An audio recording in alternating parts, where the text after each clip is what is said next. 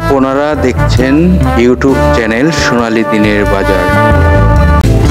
এই সতর্ক বাণীটি অবশ্যই দেখে নেবেন।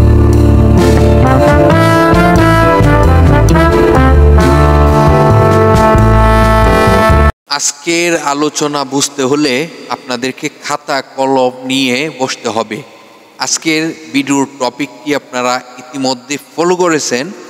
কি বলতে চাচ্ছি এবং কি বোঝাতে চাচ্ছি সেটি কিন্তু ইতিমধ্যে আজকের ভিডিওর টপিকেই বুঝে গেছেন।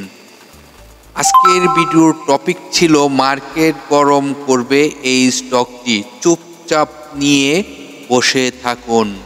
আজকে কোন স্টকটি নিয়ে আলোচনা করব, এই স্টকটির গুরুত্বপূর্ণ তথ্যগুলো হাতে কলমে খাতা কলমে লিখে রাখুন। জানাবো অনেক তথ্য এই স্টকটি নিয়ে পরিকল্পনা করতে পারেন। স্টকটির আগে আমি কি ক্যালকুলেশনগুলো বোঝাতে চাচ্ছি সেটি মনোযোগ দিয়ে বোঝার চেষ্টা করুন। আপনাদেরকে গত কার্য দিবসের কিছু ঘটনা বলি। আপনারা জানেন মাসের শেষ এই 28 তারিখ কিছু একটি হয়েছিল, আর আপনারা সকলেই জানেন মাসের শেষে একটা সেল প্রেসার থাকে। এটি আবার আগামীকাল 30 তারিখ পাবেন না, 29 তারিখ আজকে কিছুটা সেল প্রেসার থাকতেও পারে, আর না থাকারও সম্ভাবনা থাকে। যে প্রেসারটি ছিল এই শেষ হয়ে যাওয়ার পথে। এখন আজকে থেকে আমরা আশা করি মার্কেটে বিনিয়োগ কম হলেও মার্কেট কিন্তু এত প্রেসারে থাকবে না, সেল প্রেসারে থাকবে না। তো আশা করি আপনারা মনোযোগ দিয়ে পুরো আলোচনাটি শুনবেন। আর আপনারা জানেন গত কার্য দিবসে 3.64 ডিএসসি 100 সূচক মাইনাস হয়েছে। লেনদেন যদি আমরা দেখি তাহলে দেখতেই পারতেছি 328 কোটি টাকা প্লাস লেনদেন হয়েছে, এবং দর বাড়ার তালিকায় 171টি কোম্পানি ছিল, দর হারার তালিকায় 147টি কোম্পানি ছিল, 77টি কোম্পানি ছিল যেই প্রাইজেই ওপেনিং হয়েছিল সেই প্রাইজেই ক্লোজিং হয়েছে। আমরা যদি সেক্টরের দিকে তাকাই তাহলে দেখতেই পারতেছি জেনারেল ইন্স্যুরেন্স সেক্টরের শেয়ার সংখ্যা সবচেয়ে বেশি দর বাড়ার তালিকায় ছিল।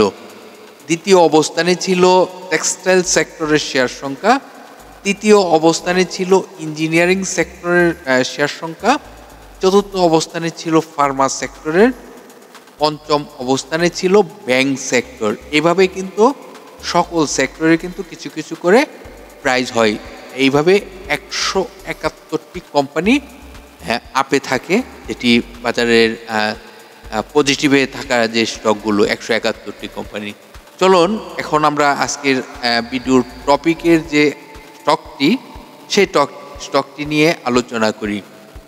আজকের আলোচনার যে স্টকটি গত কার্য দিবসে 19 টাকা 90 পয়সাতে ক্লোজিং হয়েছে, এবং স্টকটির পার শেয়ার সম্পদ মূল্য রয়েছে 12 টাকা 52 পয়সা।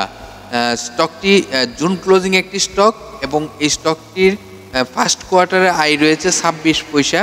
গত অর্থ বছরে এই স্টকটি 1% ক্যাশ দেয়। তো স্টকটির সামনে ভালো ক্যাশ দিতে পারবে, এটি আপনারা আজকের আলোচনা দেখলেই বুঝতে পারবেন। আর এই কোম্পানিটির টোটাল শেয়ার সংখ্যাটি যদি আপনাদেরকে দেখাই, টোটাল শেয়ার সংখ্যা রয়েছে 9,82,00,000। আর আজকের আলোচনার যে স্টকটি সেই স্টকটি ফুয়েল অ্যান্ড পাওয়ার সেক্টরের একটি স্টক। ইতিমধ্যে কিন্তু আপনারা স্ক্রিনে নামটিও দেখতে পারতেছেন। তো নামটি আপনাদেরকে ধীরে ধীরে বলার চেষ্টা করব, যদি যারা না দেখে থাকেন না বুঝেন তাদেরকে আমি মুখে বলার চেষ্টা করব। ধৈর্য সহকারে পুরো ভিডিওটি দেখতে থাকুন। আর এই কোম্পানিটি আজকের আলোচনার যে কোম্পানিটি, এই কোম্পানিটি পাবলিকের হাতে এই মুহূর্তে শেয়ার সংখ্যা রয়েছে 5,69,00,000 শেয়ার সংখ্যা। এখন আপনাদেরকে নিয়ে যাব ডিএসসির ওয়েবসাইটে। ডিএসসির ওয়েবসাইট থেকে এই স্টকটির আরও অনেক তথ্য আপনাদেরকে দেখানোর চেষ্টা করব। আজকের আলোচনা স্টকটি এটি বিগত 52 ওয়ার্কিং ডের মধ্যে সর্বনিম্ন প্রাইজে আসে 13 টাকা 50 পয়সা, এবং সর্বোচ্চ প্রাইস হয়েছিল 47 টাকা 50 পয়সা পর্যন্ত। এই কোম্পানিটি পূর্বেই বলেছি ফুয়েল অ্যান্ড পাওয়ার সেক্টরের একটি স্টক, এবং এই স্টকটি বাংলাদেশ পুঁজিবাজারে তালিকাভুক্ত হয় 2018 সালে। এখন জানতে চাইবেন স্টকটির নাম কি। দেখুন না, স্টকটির নামটি ইন্টারকো। ইন্টারকো স্টকটি নিয়ে আপনাদের সাথে আলোচনা করিতেছি। এই স্টকটির নাম আরও বেশ কয়েকবার আপনাদের মাঝে প্রকাশ করব। এই স্টকটি 2018 সালে বাংলাদেশ পুঁজিবাজারের তালিকাভুক্ত হয় এবং 2018 সালে এই কোম্পানিটি 5% ক্যাশ এবং 5% স্টক দেয়। এই স্টক এবং ক্যাশ ডিভিডেন্ড হিস্টোরিটি আপনারা স্ক্রিনে দেখতেই পারতেছেন। আপনারা আশা করি বুঝতেই পারতেছেন এই অবস্থানটি তাদের কি অবস্থান ছিল, এখন কি অবস্থানে আছে। সামনের দিনগুলোতে ভালো হবে নিশ্চিত আমি মনে করি। এখন এই স্টকটি আমরা যদি শর্ট টাইম এবং লং টাইমের লোন দেখি তাহলে ইতিমধ্যে আপনাদেরকে স্ক্রিনে নিয়ে আসলাম যে লোন যে পেজটি, সেই পেজ থেকে আপনাদেরকে দেখাচ্ছি। দেখুন এই স্টকটির ভালো একটি বলতে পারবো যে স্টকটি পূর্বে যাই আপনাদেরকে 2024-এ যে ডিভিডেন্ডটি দেয়, এটি যাই দিয়েছে সামনে ভালো দিতে পারবে, কারণ এই স্টকটির কিন্তু শর্ট টাইম এবং লং টাইমের কোনো লোন নেই। আপনারা ইতিমধ্যে স্ক্রিনে দেখতে পারতেছেন শর্ট টাইম এবং লং টাইমের লোনের যে গড়টি 0 রয়েছে, তার মানে স্টকটি অনেক ভালো একটি প্রতিষ্ঠান আমরা বুঝতেই পারতেছি।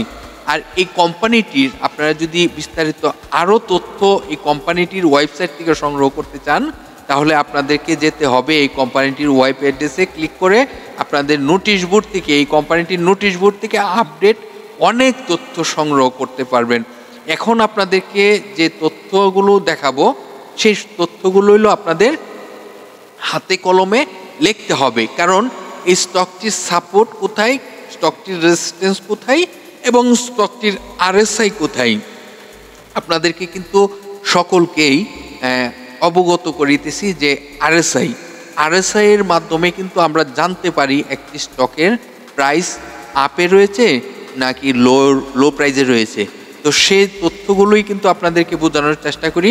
আমরা এতদিন কি শিখলাম, আমরা শিখেছি হলো 30 থেকে 70 আরএসআই স্ট্যান্ডার্ড আরএসআই, এবং আমরা লো আরএসআই এ ক্রয় করব এবং হাই আরএসআই এ সেল করব। তাহলে 70 আরএসআই এর আশেপাশে আমরা সেল করব এবং 30-40 আরএসআই এর মধ্যে আমরা ক্রয় করার চেষ্টা করব। এই স্টকটি এই মুহূর্তে আজকের আলোচনার যে স্টকটি ইন্টারকো স্টকটির এই মুহূর্তে গতকালকের কার্য দিবসের ক্লোজিং অনুযায়ী 44.94 ক্লোজিং হয়েছে আরএসআই। এখন এই স্টকটির সাপোর্ট কোথায়, দেখুন এই স্টকটির সাপোর্টটি যদি আপনাদেরকে দেখাই, দেখুন আপনারা চার্টটি দেখুন, চার্টটি ভাই দেখুন, আপনাদেরকে কি বলবো, চার্ট কি অবস্থায় আসছে। এই যে চার্টটি আপনাদেরকে দেখানোর চেষ্টা করব, চার্ট কিন্তু দেখুন ভাই চার্ট কোথায় আপনাদেরকে নিয়ে আসছে। এই স্টকটির সাপোর্ট হলো 19 টাকা 70 পয়সা, বুঝতেই পারতেছেন 19 টাকা 70 পয়সাতে তার সাপোর্ট। এটি কতদিন আগের সাপোর্ট, দেখুন 2022 সালে 18 মের সাপোর্ট। এই সাপোর্টটি দেখুন আজকে এই অবস্থায় আসছে। আর আমরা ক্লোজিং কত দেখতে পারলাম, ক্লোজিং দেখতে পারতেছি 19 টাকা 90 পয়সা। তাহলে সাপোর্ট কোথায়, সাপোর্ট তো 20 পয়সা কমেতেই রয়েছে। হ্যাঁ 20 পয়সা কমেতে সাপোর্ট রয়েছে। যদি আরও কারেকশান হয় তাহলে কোথায় সাপোর্ট, তাহলে সাপোর্ট আসবে এই যে এখানে, এই যে দেখুন এই যে এই প্রাইজে। তাহলে এই প্রাইজে কি আসবে, আমার মনে হয় না। 17 টাকা 30 পয়সাতে হলো শক্তিশালী সাপোর্ট, কিন্তু 17 টাকা 30 পয়সা সাপোর্টে আসার সম্ভাবনা মনে হয় নাই। তারপর আপনাদেরকে দেখানোর চেষ্টা করলাম 19 টাকা 70 পয়সা সাপোর্টটি থেকে আশা করি স্টকটি মনে হয় ঘুরে যাবে। আর এই স্টকটির সকল তথ্যই কিন্তু আপনারা দেখতে পাচ্ছেন ভালো অবস্থানে রয়েছে, এবং এই স্টকটি যদি এখান থেকে ঘুরে যায় তাহলে রেজিস্ট্যান্স কোথায় সেটিও কিন্তু আপনাদেরকে দেখাবো। দেখুন আপনাদেরকে যদি রেজিস্ট্যান্সটি দেখাই তাহলে আপনারা দেখতেই পারবেন যে রেজিস্ট্যান্সটি কোথায় হতে পারে। রেজিস্ট্যান্সটি আপনাদের একটু ধৈর্য ধরেন, আপনাদেরকে আমি রেজিস্ট্যান্সটিও দেখাই যে কোথায় তার, এখান থেকে যদি ঘুরে যায় তাহলে কোথায় তার রেজিস্ট্যান্স, যে রেজিস্ট্যান্সটি আমরা দেখতে পারবো। তখন মার্কেট যদি এখান থেকে ইউটার্নটি আসে তাহলে আমরা মার্কেটে স্টকটির প্রাইস, নতুন প্রাইস দেখব কত, নতুন প্রাইস দেখব 29 টাকা 60 পয়সা, 29 টাকা 60 পয়সা রেজিস্ট্যান্সে যাওয়ার সম্ভাবনা থাকবে। পরবর্তী এখান থেকে যদি ইউটার্নটি আসে তাহলে আমরা আশাবাদী এখান থেকে একটি ইউটার্ন আসলে এখানে ভালো একটি প্রফিট পাওয়া সম্ভব। তো আশা করি আজকের আলোচনার ইন্টারকো স্টকটির যে তথ্যগুলো আপনাদেরকে দেখানোর চেষ্টা করলাম আপনাদের ব্যবসার সহযোগিতা করবে এবং এই স্টক চিন যদি এই মুহূর্তে যারা ক্রয় করার চিন্তা ভাবনা করেছেন তারা এই ভিডিওটি প্রয়োজনে যদি ভিডিওটি টেনে টেনে দেখে থাকেন তাহলে আমি বলবো আবার নতুন করে না টেনে পুরো ভিডিওটি দেখুন, তাহলে আপনি এই স্টকটি থেকে অনেক তথ্য কিন্তু সংগ্রহ করতে পারবেন।